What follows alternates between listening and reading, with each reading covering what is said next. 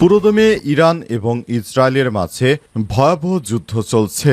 আর এই মুহূর্তে আমাদের হাতে এসে পৌঁছেছে যুদ্ধের সর্বশেষ গুরুত্বপূর্ণ সবথেকে তাজা আপডেট সংবাদ। প্রথমেই জানাবো, রাতের হামলায় তছনছ ইসরায়েল, একের পর এক মরদেহ উদ্ধার।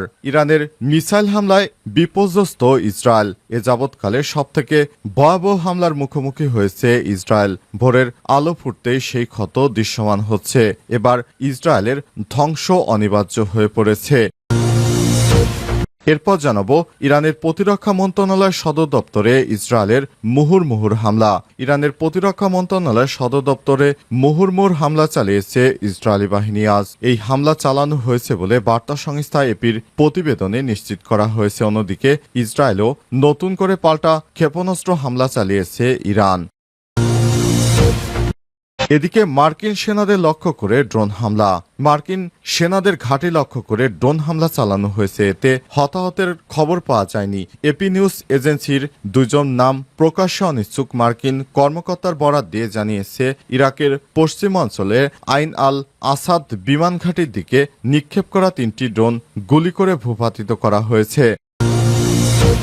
জানাবো, ইসরায়েলের টার্গেট আয়তুল্লাহ আলী খামেনি, বলছে রিপোর্ট। ইরানে ইসরায়েলি হামলায় অন্তত 20 জন উচ্চপদস্থ সামরিক কর্মকর্তা বিজ্ঞানী নিহত হওয়ার পর পাল্টা আঘাতে উত্তপ্ত হয়ে উঠেছে মধ্যপ্রাচ্য। এরই মধ্যে ইসরায়েলের অন্যতম লক্ষ্যবস্তু হতে পারেন ইরানের সর্বোচ্চ ধর্মীয় নেতা আয়তুল্লাহ আলী খামেনি, এমন বিস্ফোরক দাবি করেছে ইসরায়েলি সামরিক কর্মকর্তা। এবং সর্বশেষ জানাবো, আগামী 28শে জুন জনতার মহাসমুদ্রে রূপ নেবে রাজধানী সোহরাওয়ার্দী উদ্যান, বলেছেন মাওলানা এবিএম জাকারিয়া। আগামী 28শে জুন ঢাকায় ঐতিহাসিক সোহরাওয়ার্দী উদ্যানে পীর সাহেব চরমোনাই মহাসমাবেশ জনতার মহাসমুদ্রে রূপ নেবে বলে জানিয়েছে ইসলামী আন্দোলন বাংলাদেশের কেন্দ্রীয় মহিলা ও পরিবার কল্যাণ সম্পাদক মাওলানা এবিএম জাকারিয়া। তিনি আরো বলেছেন, জুলাই ঘোষণা সহ প্রয়োজনীয় সংস্কার শেষ করে নির্বাচনের ব্যবস্থা করতে হবে। প্রিয় দর্শক, এতক্ষণ শুনছিলেন সংবাদ শিরোনাম, এবারে বিস্তারিত। তবে তার আগে বন্ধুরা, অনুরোধ থাকবে এই সংবাদটিতে একটি লাইক দিন। এই চ্যানেলে আপনি নতুন হয়ে থাকলে আমাদের সংবাদটি দেখতে দেখতে চ্যানেলটি সাবস্ক্রাইব করে রাখুন। কমেন্ট করে বন্ধুরা আপনার মূল্যবান মতামত জানিয়ে দিন আপনি বিশ্বের কোন দেশ থেকে বা বাংলাদেশের কোন স্থান থেকে আমাদের সংবাদটি দেখছেন এবং শুনছেন। আর বন্ধুরা, ইরান ইসরায়েল যুদ্ধে আপনি কোন দেশকে সমর্থন করেন কমেন্ট করে জানিয়ে দিন আপনি বিশ্বের কোন দেশ থেকে বা বাংলাদেশের কোন স্থান থেকে আমাদের সংবাদটি দেখছেন এবং শুনছেন। রাতের হামলায় তছনছ ইসরায়েল, একের পর এক মরদেহ উদ্ধার। ইরানের মিসাইল হামলায় বিপর্যস্ত হয়ে পড়েছে ইসরায়েল। একের পর এক সবথেকে এ যাবৎকালে সর্বশেষ ভয়াবহ হামলা চালিয়েছে ইরান। হামলার মুখোমুখি হয়েছে ইসরায়েলি বাহিনী। ভোরের আলো ফুটতে সেই ক্ষত দৃশ্যমান হতে শুরু করেছে। দ্য টাইমস অব ইসরায়েল জানিয়েছে, ধ্বংসস্তূপ থেকে একের পর এক লাশ উদ্ধার করা হচ্ছে। এখন পর্যন্ত 8 জনের মৃত্যু নিশ্চিত করা গেছে। আহত হয়েছে 2 শতাধিক। তাদের হাসপাতালে নেওয়া হচ্ছে।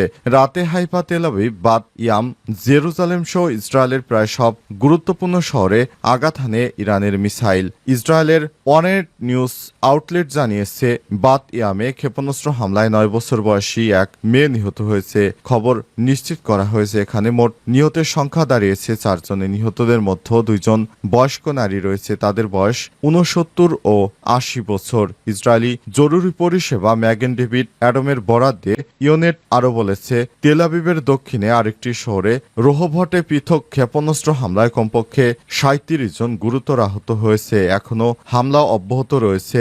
ইরানের হামলায় দখলদার ইসরায়েলি বাহিনীর অবস্থা খুবই শোচনীয় পর্যায়ে নেমে এসেছে। তারা বাংকারে আশ্রয় নিয়েও শেষ রক্ষা হচ্ছে না। একের পর এক মিসাইল বৃষ্টিতে ধ্বংস হয়ে যাচ্ছে পুরো শহর, নগর, বন্দর। ইরানের প্রতিরক্ষা মন্ত্রণালয়ের সদর দপ্তরে ইসরায়েলের মুহুর্মুহুর হামলা। ইরানের প্রতিরক্ষা মন্ত্রণালয়ের সদর দপ্তরে মুহুর্মুহুর হামলা চালিয়েছে ইসরায়েল বাহিনী।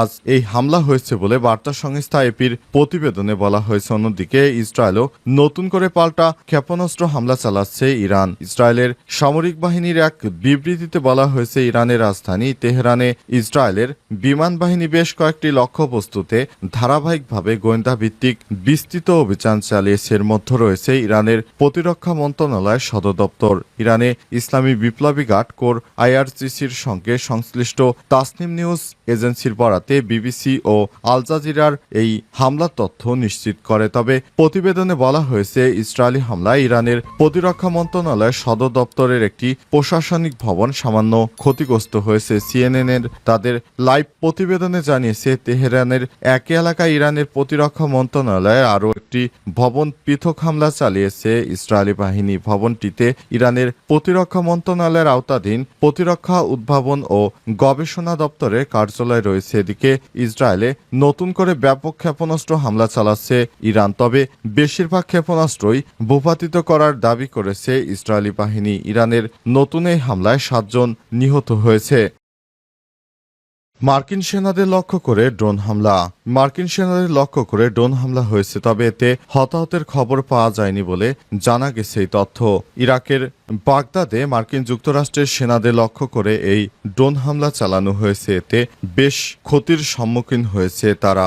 এসব হামলার কারণে ইরানকে দায়ী করছে মার্কিন যুক্তরাষ্ট্র।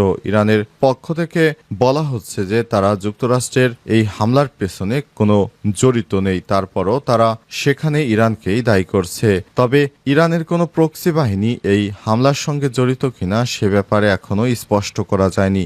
জানা গেছে, এর আগে মার্কিন যুক্তরাষ্ট্র যদি ইরানের উপর হামলা চালায় তাহলে ইরান সেগুলোকে প্রতিহত করবে এমন ঘোষণা দিয়েছিল। তবে সেই হামলার কারণ হিসেবে এখনো কোনো হামলা যুক্তরাষ্ট্রের পক্ষ থেকে করা হয়নি। আর এই হামলা না করার কারণে ইরানও যুক্তরাষ্ট্রের কোনো স্থাপনায় আঘাত হানছে না অবস্থায় নতুন করে এই ধরনের কোনো হামলায় কোনো সমস্যা হবে কিনা সে বিষয়টা এখন স্পষ্ট করা যাচ্ছে না। তবে মার্কিন যুক্তরাষ্ট্রের পক্ষ থেকে ইরানকে সরাসরি এখনো দায়ী করতে পারেনি। তারা জানিয়েছে, আমাদের সেনা ঘাঁটিতে হামলা হয়েছে, কিন্তু এই হামলার জন্য কেউ দায়ভার এখনো নেয়নি।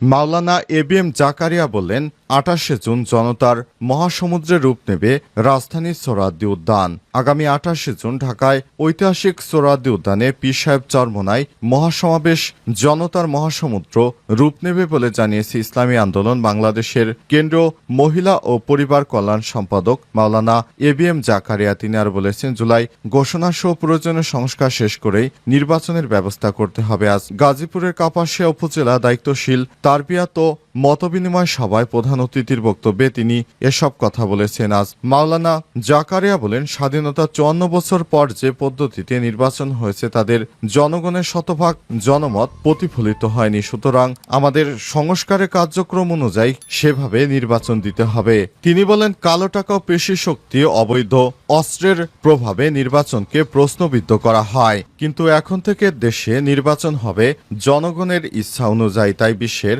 91টি রাষ্ট্রে পিআর পদ্ধতিতে যে জনগণের আস্থার শতভাগ প্রতিফলিত হয় সেভাবে নির্বাচন হয়। উপজেলা সভাপতি মাওলানা কাজিমউদ্দিনের সভাপতিত্বে এবং উপজেলা সেক্রেটারি মোহাম্মদ সাইফুল ইসলামের সঞ্চালনায় প্রশিক্ষণ কর্মশালায় বিশেষ অতিথি হিসেবে উপস্থিত ছিলেন গাজীপুর জেলার সিনিয়র সহকারী সভাপতি আলামিন, হাজী আজহারউদ্দিন, আব্দুল মতিন ইঞ্জিনিয়ার, এহতেশামুল হক পাঠান প্রমুখ। প্রধান অতিথির বক্তব্যে জাকারিয়া আরও বলেছেন, জীবনের বিনিময়ে অর্জিত নতুন বাংলাদেশ বিগত 16 বছরে পাচার অর্থ দেশে ফেরত এনে অভ্যুত্থানে শহীদ পরিবার ও আহতদের পঙ্গুদের পুনর্বাসন এবং সুচিকিৎসার জন্য ব্যবস্থা করতে হবে এবং জুলাই ঘোষণা সহ প্রয়োজনীয় সংস্কার শেষ করে নির্বাচনের ব্যবস্থা করতে হবে। এত নির্বাচন নিয়ে এত তাড়াহুড়া করার কিছু নেই।